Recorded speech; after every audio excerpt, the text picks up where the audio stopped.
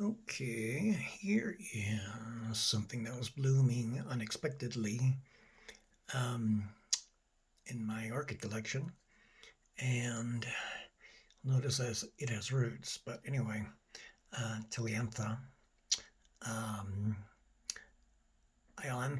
I'm going to say ionantha. Um, but anyway, the this genus in particular are referred to as air plants.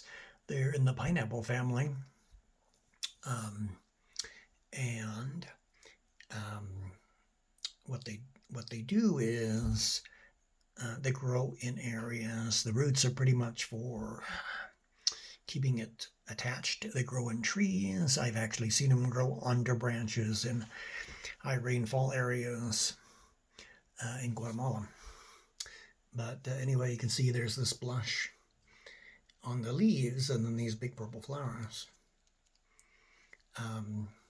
The blush often persists for quite a long time. The actual petals up here don't persist. But anyway, it's a monocot, so actually it's 3 tubular petals. And then the yellow those are the anthers. And then there's let's see if we can do this. There's the stigmas on the very top. Those are the female parts.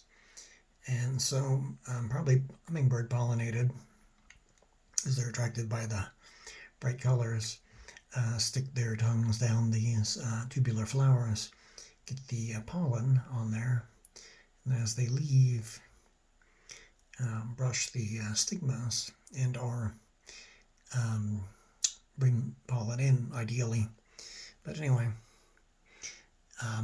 what makes air plants, Tillandisas,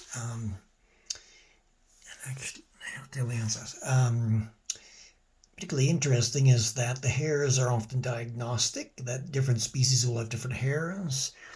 And what the hairs are they're, well, trichomes, not actually hairs, but trichomes. What they do is they form kind of shields, kind of like, kind of like that. And when they're dry, they're usually broader.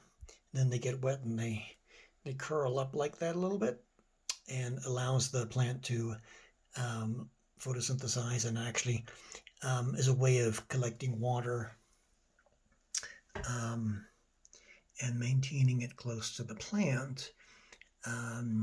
So plants that let's say from dry habitats that have depend on fogs and mists and rains and things like that, will often be very woolly, to the point where you can't actually see the plant, and then they turn green when you water them, as does this one. This will form clusters and bloom. I think this can bloom a couple of times on the same meristem. That is, it'll produce. I think I'm going to take that back. There's monocarpic and polycarpic. Monocarpic is they blooms and this whole shoot dies, but then it produces little pups from the bottom.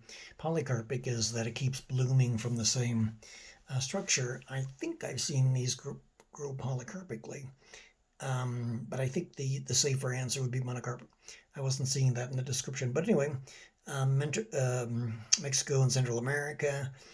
Very common in the trade, but anyway, I thought it was very nice. It's not a cluster of any anyway, but it'll form a cluster with these sticking out at all angles. But anyway, it's a very interesting little house planty sort of thing. You can see some of the hairs right there. But anyway, you'd see more if it wasn't wet. But anyway, there you go.